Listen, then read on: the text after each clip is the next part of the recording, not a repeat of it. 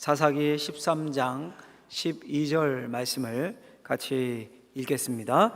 마노아가 이르되 이제 당신의 말씀대로 되기를 원하나이다. 이 아이를 어떻게 기르며 우리가 그에게 어떻게 행하리이까. 아멘. 기도하겠습니다. 하나님 아버지, 감사합니다. 어린아이와 같은 마음으로 하나님의 말씀을 순수하게 받아들이게 하시고 하나님의 말씀이 우리의 삶에, 우리의 가정에 역사하는 은혜가 있게 하여 주옵소서. 예수님의 이름으로 기도하옵나이다. 아멘.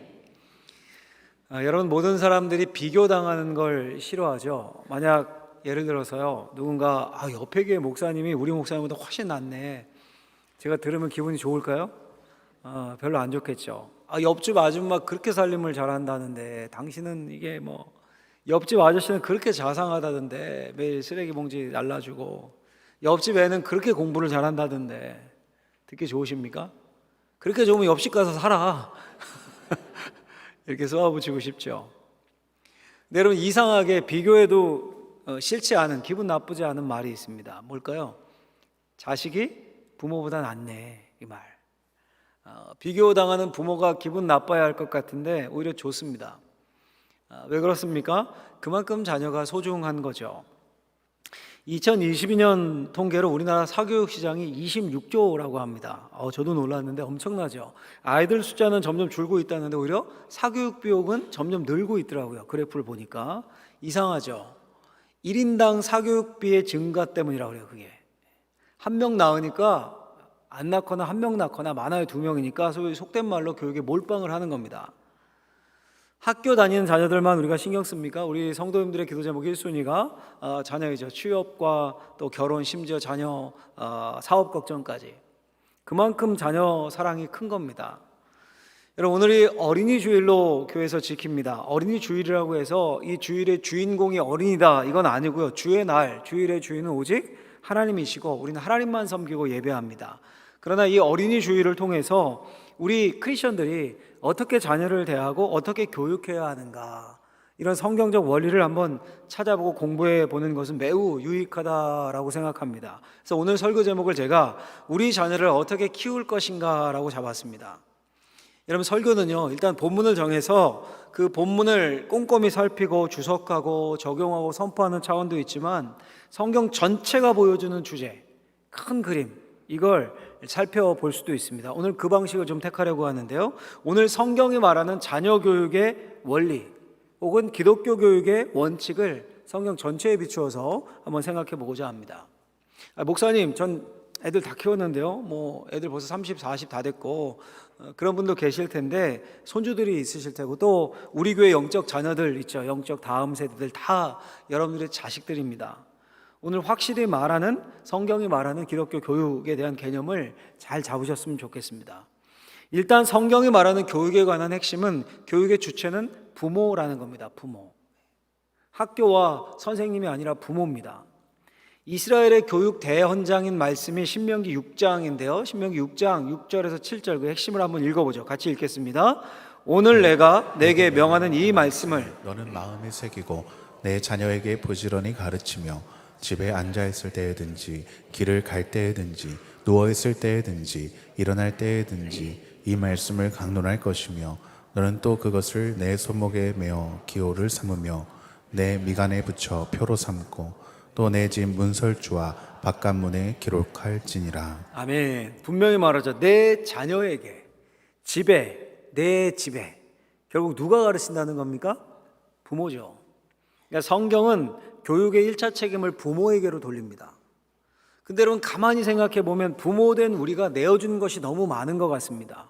어린아이들을 아무런 반성도 없이 아무에게나 맡깁니다. 아무 기관에게나 위탁합니다. 아이를 위해 돈을 벌어야 한다는 것이 명목입니다. 아이를 위해 돈을 버는데 아이는 아무 곳에나 맡깁니다. 학교는 어떻습니까? 학교에 보내놓고 뭐 적응해서 잘 할 거야, 학교가 책임지겠지. 여러분, 학교가 전쟁터가 된 지 오랜데, 속수무책인 지가 오랜데 이번에 이제 학원으로 보냅니다. 집에서 어른거리는 꼴을 못 보죠. 밤늦게나 돼서야 귀가합니다. 조그만 크면 이제 미디어와의 전쟁이 시작됩니다. 핸드폰, 유튜브, 컴퓨터, SNS, 아이들이 푹 빠져 있습니다. 신앙교육 어떻습니까? 일주일에 한번 교회 보내면서 교회에서 시켜주겠지, 이 마음입니다. 앉혀놓고 자녀들과 대화하고 함께 할 수 있는, 교육할 수 있는 시간도 없고 또 아깝게도 생각합니다. 1년에 몇 차례라도 모여서 진지하게 대화 나누며 신앙을 전수하지 않습니다. 부모와의 사이는 점점 나빠집니다. 거리가 생깁니다. 잔소리만 늘어나고 말하면 싸움만 됩니다. 이제 중고등학생쯤 되면 더는 이제 교육할 수 없게 됩니다. 이미 부모와의 대화는 단절된 상태입니다. 일절 말을 안 섞습니다. 집에 들어오면 자기 방에 콕 박혀 있습니다. 그리고 부모도 그걸 당연하게 생각합니다. 뭐 다른 애들 다 그런데 뭐 사춘기인데 뭐 어쩔 수 없지 뭐. 물론 부모도 항변할 말이 있죠. 부모 세대가 배울 때와 우리 부모 세대들이 배울 때와 뭐 할머니 할아버지든 더하고요, 지금 배우는 게 이게 너무 다릅니다. 또 그렇다고 뭐 공부 안 시킬 수 있습니까? 한국 사회에서 공부와 학력이 중요한 건 뭐 사실 아닙니까? 다른 애들 다 사교육 시키는데요, 학원비 되는 것만 해도 힘이 벅찹니다. 또 부모도 사람 아닙니까? 사람. 아이들과 같이 앉아 있으면 먼저 우라통이 터져요. 우라통이. 신경질이 납니다. 애들이 엄마 머리 꼭대기에 올라와 있습니다. 어느 순간 말 안 듣고 어느 순간 제멋대로입니다. 자기 의지가 강해지고 초등학생 고학년만 되어도 그런 현상이 나타납니다. 뭐 제가 여러분 이렇게 설교하지만 목사인 저에게도 자녀 교육은 큰 숙제입니다. 자, 여러분 이런 환경 속에서 어떻게 우리가 우리 자녀들을 양육할 수 있는가? 오늘 본문에 나오는 삼손의 아버지 마노아가 던진 질문이 오늘 우리의 질문이기도 한 겁니다. 이 아이를 어떻게 기르며 우리가 그에게 어떻게 행하오리까? 여러분 마노아가 왜 이런 질문을 던졌을까요? 불임의 가정이었거든요. 불임의 가정이었습니다. 오래 기다렸지만 자녀가 생기지 않았습니다. 근데 하나님의 사자가 나타나서 어느 날 아들을 낳을 것이다, 자녀가 생길 것이다 라고 말씀합니다. 게다가 이 아이가 이스라엘을 구원할 것이고 특별히 나면서부터 하나님께 바쳐진 나실인이 될 거니까 그렇게 키워라 라고 말씀합니다. 그러니 무슨 질문이 생기겠습니까? 아니 이 아이를 어떻게 기르며 우리가 그에게 어떻게 행하리까? 이 질문이 나올 수밖에 없는 겁니다. 왜요? 이 질문의 의미가 뭡니까? 마노아가 큰 고민에 빠진 겁니다. 어떻게 이 아이가 그 시대, 사사시대가 어떤 시대입니까? 자기 눈에 보이는 대로, 자기 눈에 좋은 대로 행하는 그런 죄악된 환경, 그런 시대 속에서 어떻게 이 아이를 하나님의 사람으로 나시인으로 잘 키울 수 있겠습니까? 아이를 키워본 적도 없고 뭘 해야 될지도 모르고 어떻게 죄악 가운데 빠지지 않게 키울 수 있겠습니까? 이 고민인 겁니다. 우리가 하는 고민과 똑같죠. 결국 하나님의 방법을 따르고 싶다는 이야기인데 세상의 삶과는 분명히 다를 텐데 어떻게 키워야 합니까? 여러분 성경이 우리에게 가르치는 원리 방법은 뭘까요? 변화하는 이 세상에서, 죄악된 세상에서 변하지 않는 하나님의 말씀에 기초한 교육의 원리 방법이 뭘까요? 제가 성경적 교육과는 크게 세 가지 정도로 정리를 해봤습니다. 세 가지 정도로. 첫 번째는요, 먼저 교육의 대상이 누군가 하는 거예요. 교육의 대상. 같이 한번 읽어보겠습니다. 교육의 대상. 아이들은 공부하는 기계가 아니라 자라나는 생명체다. 기독교 교육의 대상. 자라는 생명체라는 거예요. 이게 핵심입니다. 여러분 인간은요 참으로 느리게 자라는 동물입니다. 아이가 태어나서 걷기까지 한 1년 정도 걸리죠. 똥오줌 가리는데 약 2년이 걸립니다. 먹을 것과 이거 먹으면 안 된다 이걸 가리는 데는 뭐 알기까지 한 4년 이상이 필요합니다. 만약에 3살 박이 아이에게 이거 내가 알아서 다 먹고 싶은 대로 먹어, 음식 선택 맡긴다고 해보십시오. 아마 사탕과 아이스크림만 먹다가 2달 내에 죽든가 병원으로 실려갈 겁니다. 이 사춘기 되면 더 난감해집니다. 이 도대체 행동이 이해가 안 됩니다. 철들어 사람 소리 들으려면 얼마나 시간이 필요한지 모릅니다. 도대체 하나님 왜 이 모양으로 사람을 창조하셨을까요? 무엇보다도 시간 낭비고 경제적으로도 이게 크게 비효율적입니다. 여러분 생각해 보십시오. 걷는데 왜 1년씩이나 걸려야 됩니까? 망아지, 송아지는 태어나자마자 걷고 뛰던데요. 사람은 엎어지지 않고 제대로 뛰는데 적어도 7살은 돼야 됩니다. 그래야 안 넘어지고, 그전에는 뛰어다니다가도 엎어지고, 그래서 늘 부모가 보잖아요, 옆에서. 왜 말 배우고 가나다라 가가교교 익히고 구구단 외우고 책 읽는데 10년 가까이 걸려야 됩니까? 심지어 대학가 일하는 데 들어갈 때까지 왜 18년이 걸려야 됩니까? 호랑이는요 1년이면 사냥 배우고 18개월이면 어미 떨어지는 연습에서 2년이면 완전히 독립한다고 하는데 사람은 10년, 20년 넘게 배워야 이거 사람 구실을 합니다. 이거 얼마나 비효율적인지 모릅니다. 호랑이처럼요 2살 때까지 확 자라고 다 자라고 딱 독립해서 돈 벌면 이거 얼마나 효율적입니까? 20살 되면 다 부자 될 것 같아요. 20살 전. 근데 여러분 하나님이 유독 인간의 성장을 그 성장 속도를 느리게 창조해 놓으셨습니다. 창조 질서잖아요. 그 이유는 그 느린 과정을 통해서만 인간을 인간이게끔 하는 탁월한 능력들이 자라기 때문입니다. 만들어지기 때문입니다. 일단 신체의 근력과 유연성과 운동신경이 자라야 되겠죠. 생활 습관을 배웁니다. 짧게 안 됩니다. 긴 시간이 필요합니다. 세상을 보는 통찰력을 배웁니다. 여러 경험들을 통해서 무엇보다 사람을 사랑하는 법을 배웁니다. 어릴 때 얼마나 이기적인지 모릅니다. 과자 하나 빼앗아 먹어도 막 화를 내고 나눌 줄 모르고 다 자기 거죠. 친구 집에 가서 장난감도 다 자기 거고. 감정을 조절하는 법을 배웁니다. 관계를 통해서 기쁨과 슬픔을 표현하는 법을 배웁니다. 도덕적으로 선한 것이 무엇인지를 배웁니다. 아름답고 아름다움을 감상하고 표현하는 법을 배웁니다. 그렇게 배우고 익히면서 본능대로 행동하지 않는, 호랑이처럼 그냥 배고프면 잡아먹고 누가 건드리고 확 물고, 그게 아니라 본능을 조절할 줄 아는 능력이 생깁니다. 무엇보다 영성이 개발이 됩니다. 하나님을 배우고 하나님을 예배하고 하나님을 의지하고 그 안에서 즐거워하는 법을 배웁니다. 여러분, 이 모든 것들이 골고루 갖춰질 때 이제 행복한 삶이 되는 겁니다. 정서적으로 균형이 잡힙니다. 세상을 위하여 봉사하는 삶을 살게 됩니다. 하나님 안에서 살 수 있습니다. 그러니까 여러분, 인간을 인간이게끔 하는 것들을 보면, 가만 보면 다 하루아침에 되는 것들이 아닙니다. 오랜 시간이 필요합니다. 그러니까 여러분, 이게 창조 원리라면 사람을 사람으로 키우는 과정은 느려야 되고 너무 막 숨통 조이지 않아야 되고 좀 여유가 있어야 합니다. 근데 여러분, 지금 우리가 한국 교육이 우리 아이를 키우는 방법이 어떻습니까? 느림, 여유, 자유, 이것과는 정반대인 것처럼 보입니다. 특별히 한국 사회의 특징이 뭡니까? 빨리빨리잖아요. 빨리빨리. 교육도 빨리빨리. 속성 과외, 쪽집게 과외, 이런 거. 외국에 가면 10년, 20년, 30년 지나서 가도 그 가게가 그대로인 경우가 많습니다. 근데 우리나라는 한 2년만 지나고 가도 없어지고 다른 거 생겼어요. 확 변해 있습니다. 속도의 포로가 되어 있는 것처럼. 그래서 그런지 아이들에게도 속도 경쟁을 시킵니다. 속도를 강요합니다. 시각 능력이 채 자라지도 않은 유치원생들을 컴퓨터 앞에 앉혀서 코딩 교육, 하루빨리 IT 기술을 익히게 하는 게 우리나라죠. 초등학교 1학년부터 고3에 이르기까지 아이들은 점심 정해진 시간, 잠자는 시간 빼고 꽉 짜인 과잉 조직의 삶으로 내몰립니다. 이런 기사 제목을 제가 읽었습니다. 초등 4학년 의대 입시반까지 생겼다. 올해 2월 조선일보에 실린 기사입니다. 여러분, 공부도 좋지만 좀 너무했다는 생각 드시지 않습니까? 초등 4학년이 뭘 하는데 의대 입시를 준비하겠습니까? 저만 그렇게 생각합니까? 그 커리큘럼을 따라 자란 아이들이 어떻게 될까요? 숨이 막히지 않을까요? 과연 그게 교육일까요? 여러분, 이렇게 교육을 받고 나서 법관이 되고 의사가 되고 선생님이 되고 교육가가 되고 기업가가 되고 정치가가 됩니다. 그러니 우리 사회의 세상이 또 삶이 어려워질 수밖에 없습니다.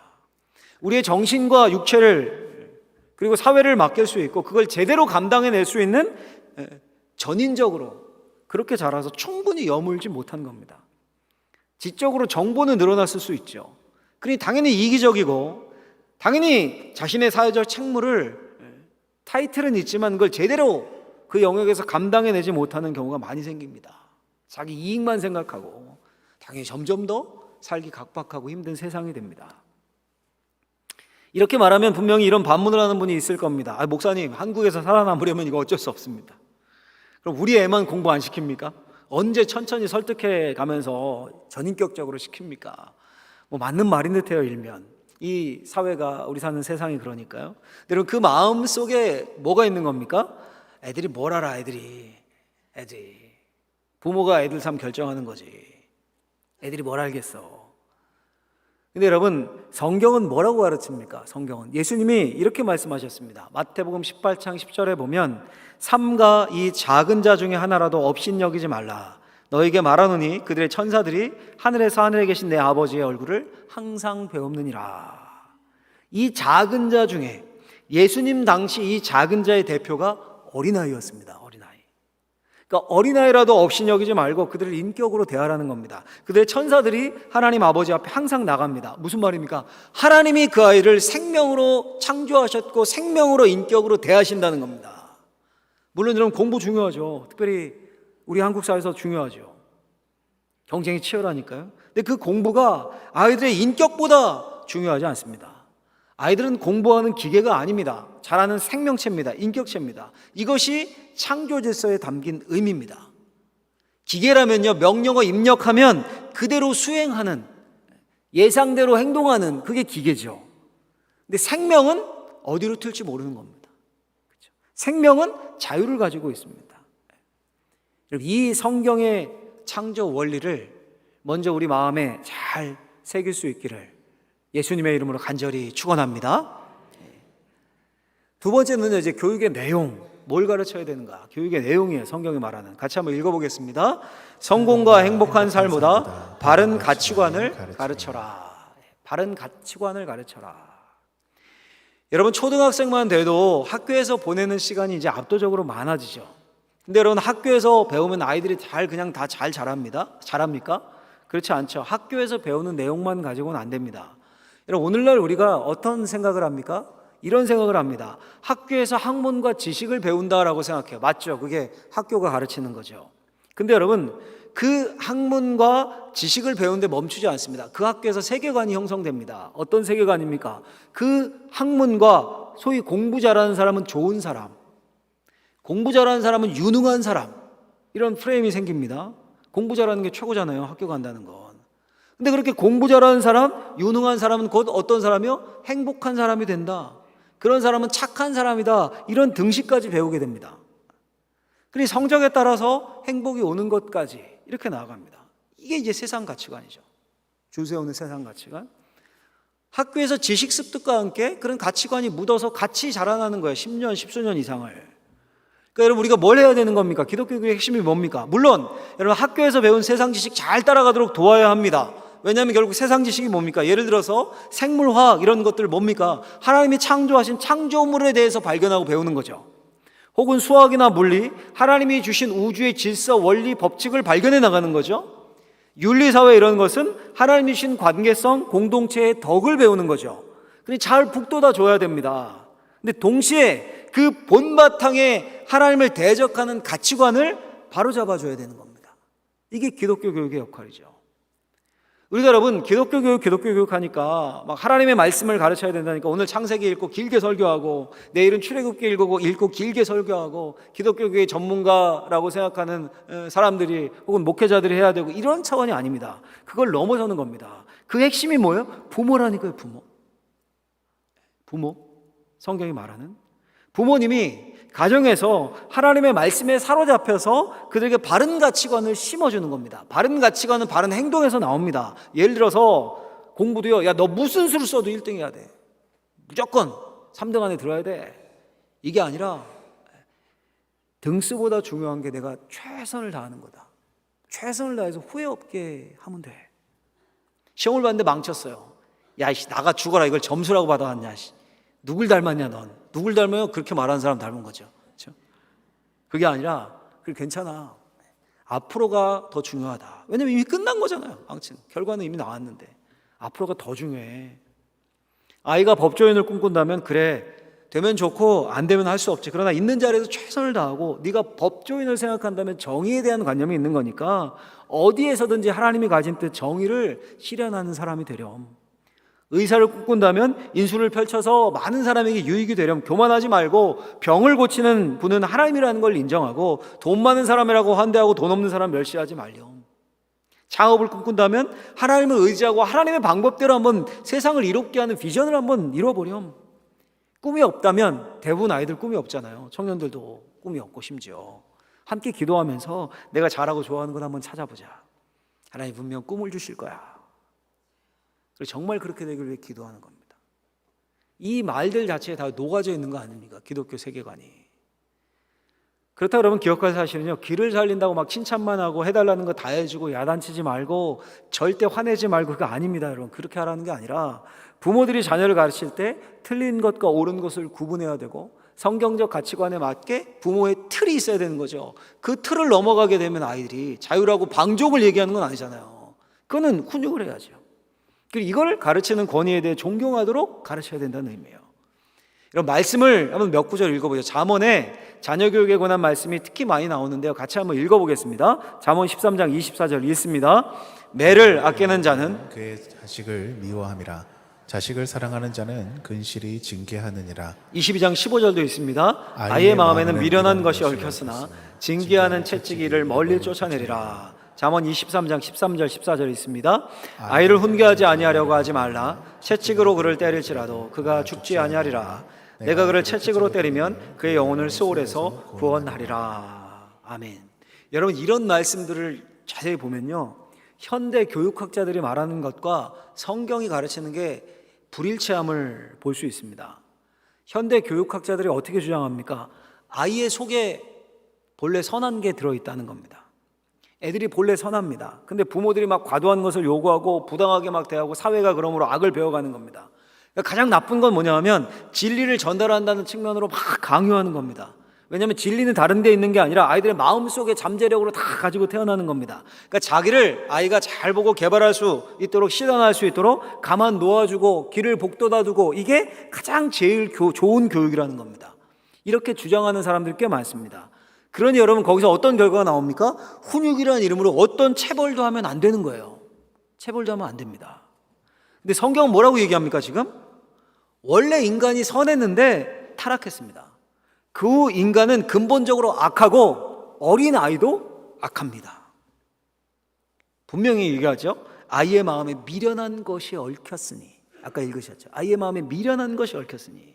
이 말씀이 그 말씀입니다. 근본적으로 악합니다.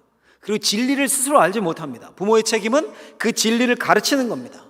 아이의 그 악한 본성이 미련한 게 얽혀 있어서 진리를 거슬므로 그 악을 제어하며 진리를 가르치기 위해서 어떻게라도 하라는 거예요? 매라도 들라는 거예요. 매라도.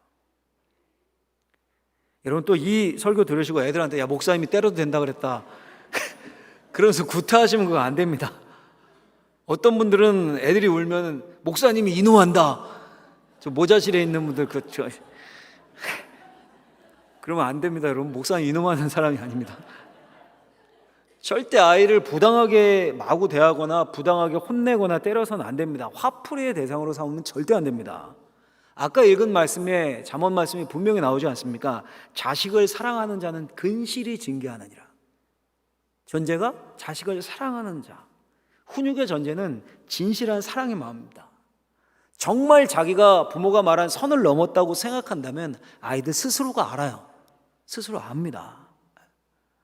진실한 마음으로, 사랑으로.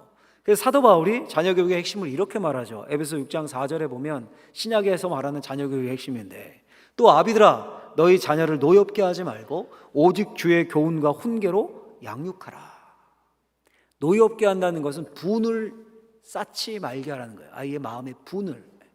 자기가 혼나지 않을 건데 혼나고 괜히 욕을 먹는 것 같고 부당하게 설명도 없이 혼내고, 그렇게 해서 분이 쌓이지, 분노가 쌓이지 않게 하라는 겁니다. 자녀는 화풀이의 대상, 분풀이의 대상이 아닙니다. 뭐만 하면 소리부터 질러대고, 그게 아니에요. 그뿐입니까? 결국 부모도 한계가 있죠. 내가 아니라 하나님이 해주셔야 되는 겁니다. 나의 교육에는 한계가 있습니다. 하나님이 우리 자녀들을 만나셔야 합니다. 부모는 부모를 통해 하나님을 만날 수 있게 하는 창문이 되어야 되는 겁니다. 창문이. 근데 부모를 보고 저런 부모가 믿는 하나님이란 난 안 믿는다. 그런 크리스천 자녀들이 생각보다 많습니다, 여러분. 그러면 공부보다, 성공보다 중요한 것이 세상을 통해 볼 수 있는 바른 가치관인 겁니다. 바른 가치관. 우리 자녀들에게 하나님을 만나게 해줘야 되는 겁니다. 하나님을. 무엇보다 우리 아이가, 우리 손주가 하나님을 만나게 해주십시오. 이것이 우리 아이가 인류대 가게 해주십시오. 대기업에 취업되게 해주십시오. 이 기도보다 우선되는 기도 제목이어야 합니다. 여러분, 성경적 교육의 내용이 성공한 삶이 아닙니다. 성공한 삶이 아니라 하나님을 만나고 바른 가치관, 세상을 볼 수 있는 바른 눈을 심어주는 것임을 꼭 기억할 수 있기를 예수님의 이름으로 축원합니다. 두 가지 배웠어요. 교육의 대상은 기계가 아니다. 그렇죠? 생명이다. 자라나는 생명. 두 번째, 교육의 내용은 뭐라고 했습니까? 바른 가치관, 세계관. 성공이다 이게 아니라, 성공한 삶이 아니라 바른 가치관, 세계관이다. 그럼 어떻게 교육해야 되는가? 세 번째, 교육의 방법. 교육의 방법. 같이 한번 읽어보겠습니다. 환경을 갖춰주는 것보다 본을 보이는 것이 중요하다. 예, 환경을 갖춰주는 것보다 본을 보이는 것이 중요하다. 성경이 말하는 교육의 방법입니다. 본, 모델. 예수님도 그 방법을 취하셨고 바울도 그랬고요. 여러분, 교육이 뭡니까? 한마디로 하면 사람이 사람을 가르치는 겁니다. 물론 환경이 중요하죠. 잘 갖춰진 환경이, 교육 환경이. 예를 들면 축구를 배웁니다. 규격 딱 파릇파릇한 잔디가 쫙 깔린 규격 잔디 구장에서 좋은 축구화, 제일 비싼 축구화 신고 공인된 딱 축구공으로 잘 튕기는 공일된 축구공으로 배웁니다. 그런 환경이면 좋겠죠. 실력이 잘 자라겠죠. 근데 여러분, 동네 흙바닥에서 맨발로 싸구려 공으로 배우는 겁니다. 환경이 최악입니다. 근데 코치가 손흥민 선수예요. 여러분, 환경을 택하시겠습니까? 손흥민 선수가 가르치는 걸 택하시겠습니까? 말하면 입 아프죠. 그렇죠? 환경이 중요하지만 이를 넘어서는 것이 사람입니다. 창세기에 보면 아브라함의 조카 롯이 나옵니다. 롯의 가정의 비극이 뭡니까? 롯은 환경이 좋으면 모든 게 잘 될 줄 알았습니다. 그래서 좋지 않은 환경, 나쁜 환경, 척박한 환경과 좋은 사람이 있었던 아브라함을 버리고 곁을 떠나서 좋은 환경을 찾아갔습니다. 푸른 초장과 많은 물들을 보고 갔습니다. 거기가 어디였습니까? 소돔과 고모라입니다. 성경에 이렇게 되어 있습니다. 그 구절 한번 읽어볼까요? 창세기 13장 10절 말씀 같이 한번 읽어보겠습니다. 이에 롯이 눈을 들어 요단 지역을 바라본즉 소알까지 온 땅에 물이 넉넉하니 여호와께서 소돔과 고모라를 멸하시기 전이었으므로 여호와의 동산 같고 애굽 땅과 같았더라. 아멘. 말 그대로 눈에 보기에 너무 좋았습니다. 환경이 에덴 동산, 애굽 땅 같았다. 근데 그곳에는 자신의 자녀들이 보고 배울 만한 사람이 없었습니다. 아브라함 같은 믿음의 사람이 없었습니다. 소돔과 고모라 성이 멸망할 때 무슨 일이 있었습니까? 롯의 아내는 말씀을 어기고 뒤돌아봤다가 미련을 가지고 뒤돌아봤다가 소금 기둥이 되죠. 남겨진 롯과 딸들만 산속에서 사는 겁니다. 근데 롯의 딸들이 자기 아버지의 이름을 이어갈 남자, 자식이 없는 걸 보고 아버지에게 술을 먹여서 아버지와 관계해서 아들을 낳았습니다. 그 자녀들이 나중에 암몬과 모압의 조상이 돼요. 조상이. 나중에는 하나님의 백성 이스라엘과 원수가 되죠. 늘 암몬과 모압이. 자, 여러분, 그럼 도대체 이 딸들이 어디서 이런 못된 행실을 배웠을까요? 어디서? 어렵습니까? 소돔성에서 배운 거죠. 소돔성에서. 소돔 사람들의 음란과 동성애를 보고 배운 겁니다. 아주 오래전에요, 한 아버지가 어린 자녀 7살짜리 아이를 태우고 운전을 해서 갑니다. 옆에 태우고 가다 그만 신호 위반으로 교통경찰에게 잡힌 겁니다. 아버지가 차를 세우고 창문을 내리고 운전면허증을 내밀면서 그 밑에 10,000원짜리 몇 장을 끼워서 건네줍니다. 경찰이 아무 일 없었다는 듯 받고 경례를 붙이며 그냥 보내줬습니다. 지금은 뭐 어림도 없지만 아주 오래전에 이제 그런 가끔 부패 경찰들이 아주 오래전에 드물게 있었죠. 아이가 눈이 동그래져서 그 광경을 보고 있습니다. 아빠가 말합니다. 괜찮다 얘야. 다들 그렇게 한단다. 그 아이가 커서 초등학생이 되었습니다. 하루는 아이의 삼촌이 찾아와서 어떻게 하면 세금을 적게 낼 수 있는지 아버지와 함께 의논을 하고 돌아갑니다. 옆에서 의아해하는 아이에게 아빠가 말합니다. 괜찮아. 세금 제대로 다 내다가 남는 게 없다. 다들 그렇게 한단다. 아이가 고등학생이 되었습니다. 방학을 맞이해서 용돈이라도 좀 벌겠다고 집 앞에 과일 가게에서 아르바이트를 한 달 정도 하게 됐습니다. 주인 아저씨가 싱싱한 과일은 잘 보이게 내놓고 오랜 과일은 밑에 깔고 끼워 파는 방법을 가르쳐 줬습니다. 그러면서 말합니다. 야, 괜찮아. 다들 그렇게 해서 과일 판단다. 아이가 어른이 되었습니다. 그리고 회사에 취직했습니다. 근데 큰 횡령 사건을 저지르고 그만 감옥에 수감되었습니다. 면회를 온 부모님이 말합니다. 야, 이놈아, 너 도대체 누굴 닮은 거냐? 누가 이렇게 가르쳤냐? 왜 이런 짓을 했냐? 자녀가 뭐라고 말했을까요? 괜찮아요, 아버지. 다들 그렇게 해요. 전 재수가 없어서 걸린 것뿐이에요. 여러분, 그런데 오늘날 많은 사람들이 난 재수가 없어서 이렇게 됐다. 다들 그렇게 하는데, 다들 그렇게 사는데, 그게 이 사회에 우리 젊은이들이 가진 일반적인 생각이 혹시 되어 있지 않습니까? 심지어 기독교인 젊은이라 할지라도. 다들 그렇게 사는데 뭐. 난 재수가 없어서 걸린 것뿐이야. 여러분, 가장 중요한 선생님, 아이들에게 가장 큰 영향을 끼치는 사람은 두말할 것도 없이 부모님 자신입니다. 문제아는 없다, 문제 부모만 있을 뿐이다 라는 말을 들어보셨죠? 아이의 문제가 1%라면 부모의 문제가 99%라고 합니다. 근데 대부분 문제 부모들은 거꾸로 생각한다고 그래요. 99%가 아이의 문제고 1%가 부모 문제라고. 상담을 해보면 그렇게 나온다고 합니다. 여러분, 오늘 이 만우아가 한 이 질문을 우리가 마음에 깊게 새기고 자녀 교육할 때 늘 생각하셨으면 좋겠습니다. 손주들을 볼 때도, 우리 다음 세대들을 교육할 때도 마찬가지입니다. 이 아이를 어떻게 기르며 우리가 그에게 어떻게 행하리오리까? 어떻게 키워야 됩니까, 여러분? 공부도 시키고 학원도 보내야 되고, 학원도 여러 가지고 사줄 것도 많고 챙길 것도 많고, 신앙교육도 게다가 크리스천들은 신경 써야 되고, 늘 걱정과 근심과 안달입니다. 도대체 어떻게 하면 좋을까요? 어떻게 키워야 할까요? 여러분, 하나님이 무슨 답을 주실까요? 1차적인 답은 뻔합니다. 제가 알려드릴게요. 너나 잘해라. 안달하지 말고 부모인 내가 하나님 앞에서 바른 선 삶을 살면 아이도 따른다. 너나 잘해라. 그래도 안 따르면 어떻게 할까요? 먼저 자신을 돌아보고 그 아이를 위해 간절히 기도하는 거죠. 그럼 돌아옵니다. 우리의 마음대로, 우리의 그림대로 자녀가 되는가요? 안 되지 않습니까? 그저 우리가 예수님 잘 믿고요, 우리가 성경적 가치관으로 무장해야 됩니다. 이 세 가지를 꼭 기억해야 돼요. 우리 아이들은 기계가 아니라 생명입니다. 자라는 어디로 튈지 모르는 생명입니다. 그들에게 우리가 먼저 가르쳐야 될 것은 뭡니까? 세상 지식 가르쳐야죠. 하나님 만든 창조물을 배우는 거니까요. 가르쳐야 됩니다.